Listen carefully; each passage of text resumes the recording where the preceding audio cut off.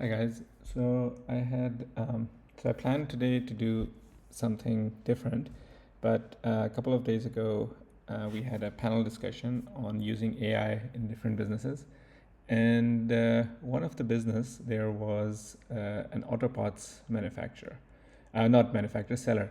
So they sell OEM parts, and what we were discussing was that it's a big problem for people to find the parts that they need. So, for example, if you have a car, and a lot of times people don't know which exact model that they have and what exact thing that they have and what they're looking for, and that makes it really hard to find the right part, which basically means for a part seller or reseller that they have lesser sales. So they're working on this problem, and after the event, I was thinking, what can we do, and why is this such a hard problem? So I thought the second video I would make is what is my thought process when I look at it in terms of solving it. So one thing I think is it should be straightforward that there are two sides of this. One is the problem to let's say to look up the parts, and the other part is, or other part of the problem is um, to make it easier for users to find the part that they need. So I would say this is a customer experience problem as well as a retrieval problem.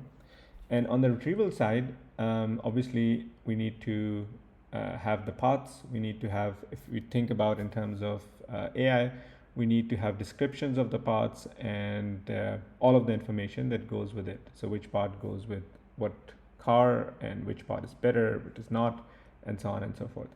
And what I found when I start searching on it is that, for example, if I go here and I say auto parts database, for example, and when I do this, it's coming up with these different websites, 7-Zap and Parts Catalog and car databases, but I couldn't really get an API directly for it. So if I go here, for example, and let's say, why is this jumping?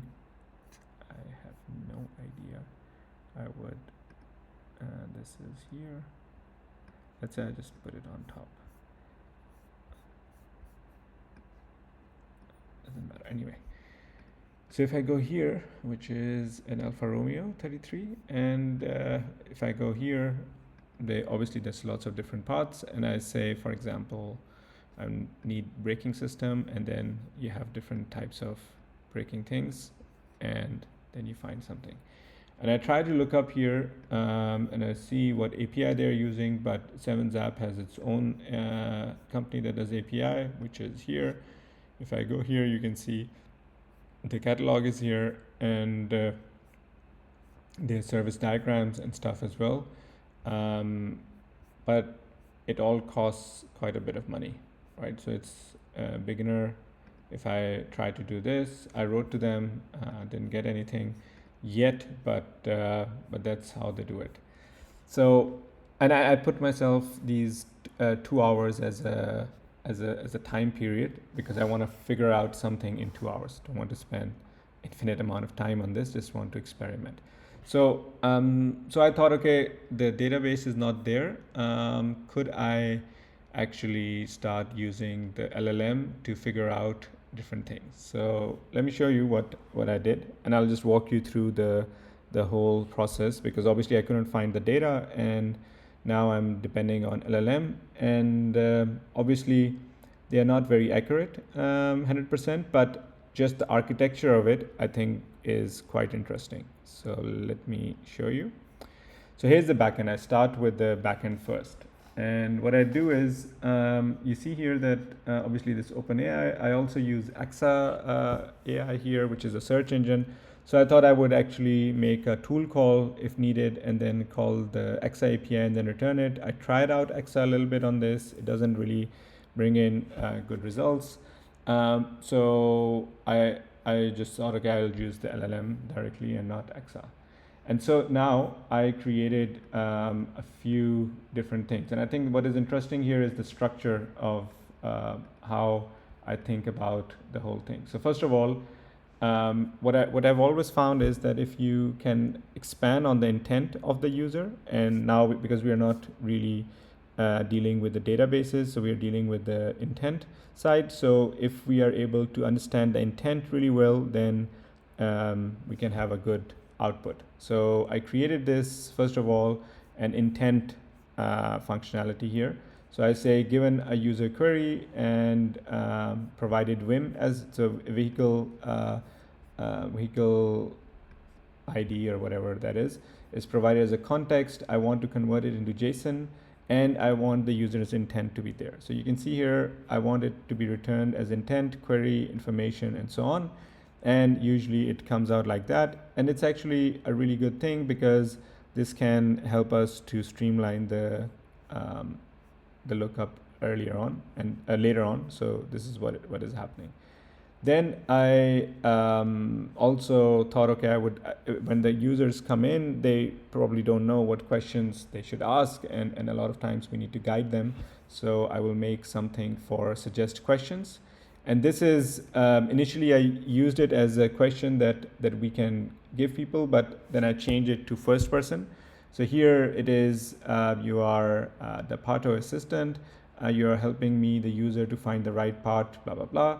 And then these are the guidelines on vehicle information and VIN number and part and so on and so forth. And then you get all of this.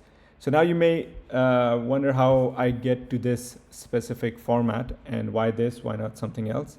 So one thing I've found quite interesting is that if you ask, let's say, ChatGPT, and you say, give me a set of guidelines for the intern who I want to help the customer to find a part. So then it would create an instruction set for the intern to help the intern get the right answers. And then you can actually start from that and convert it into a really good prompt, which is really easy and usable.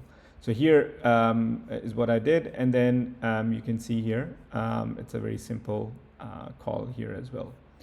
Now, one thing while I was doing this, I was like, okay, it could be interesting that instead of just returning the suggested questions, which I've done before, I would like to have different question options, different question types. And then I can dynamically render it on the screen and say, okay, if it's VIN number or if it's file upload, then it should be like that. If it's a checkbox or whatnot, so maybe it would even improve the user experience further rather than having an open-ended conversation. So I did that as well, and I'll show you how this turned out. And so that's there. Then we put it all together in the main call, which is the assistant call. But before that, there is one third thing, which is the find answer. And now this is where right now it's uses LLM, but we can change it to let's say the database and having proper database lookup for different parts and stuff.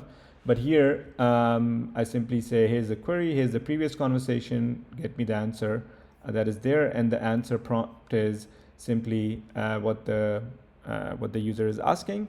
Plus, obviously, I'm doing it as an experiment for Pato's website, so I just looked at the structure of the site. If I go here again, let's see.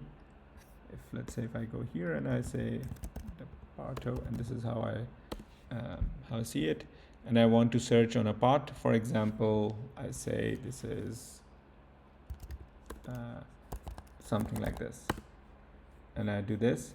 So I see here that the part number is essentially going on the URL. I mean, I haven't talked to them, so I don't know if it's really this. Maybe there's a better way of doing it, but that's what I did with the prompt, so that we get the right answer as well. Now we put it all together in this assistant main API call here. And here we are saying we could have file, we could have string, and so on. File is the image of the VIN, so you can take a picture, and then it is very accurate in extracting the image. So first of all, I check here and use the normal GPT Vision here, extract it. Once this is extracted, I get the intent of the user, combine it with the image that we received, then I get the answer from the assistant as I showed before, and then I get the suggested questions, and then this returns in this format, which is here. So let me show you how this looks like in the API. So here's the assistant, and I say try it out. Maybe I can add the, I don't want to send this. I have VIN here, and I say I want to find a part for my vehicle. The VIN image is attached. There are no previous messages here, so we would not do it. But this is obviously good because we can make a history and then we can make a context around it and do it. Now, if I send it, if you see what's happening is that, as you see here, I will just make it a little bit smaller so you can see it. So what you can see here is, let's see. So the first of all, this is the image return. So it says status is success, overview of vehicle identification. This is Acura TL 1994 3.2 liter V6, and so on. That I have identified, and so I put it in JSON, and then I send it to intent. And intent, based on our prompt, it gives the ID and it says, please provide the specific part you're looking for. This is the message that we can display as well. Then we send it to the assistant and it says this time it failed kind of, and then it says here's I need to specify what information and blah blah blah, all of that. And so this is how it's working. And now let's switch to the front end and how I did it on the front end. So let me go here. Very simple. It's a React front end here, and what I've done is there's a search form here, which is basically a simple search form. There is suggested questions, which is using the suggested questions API. Then we have the page, which is I just created the home page where we do this, and the results page where we display the results, and we put it all together in this, and that's basically it. So now if I go here and I call it participant, okay, that's not a good name, and I say, for example, I have Honda Acura 1.6 V6. I think that was what was it? Just to do it, Acura TL 1.6 V6. No, not 3.2. It was not. It's actually quite a nice car, but V6, and I'm looking for brake pads. It has done 300k kilometers. Now let's see. So I will do this so you can see it here, and now if you see here, you can see that it comes back with a with an assistant answer here as well. So vehicle details is this. So now it's specified in the prompt that I want the AI to give back the feedback. And we go here and you see recommended brake pads are these, Brembo, blah blah blah. You can, on the Parato website, it's here.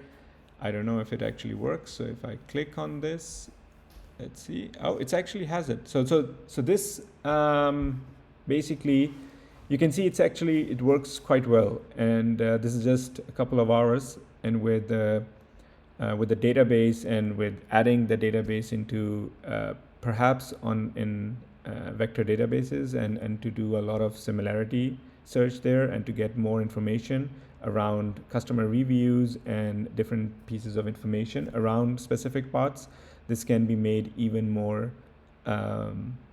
accurate in my view.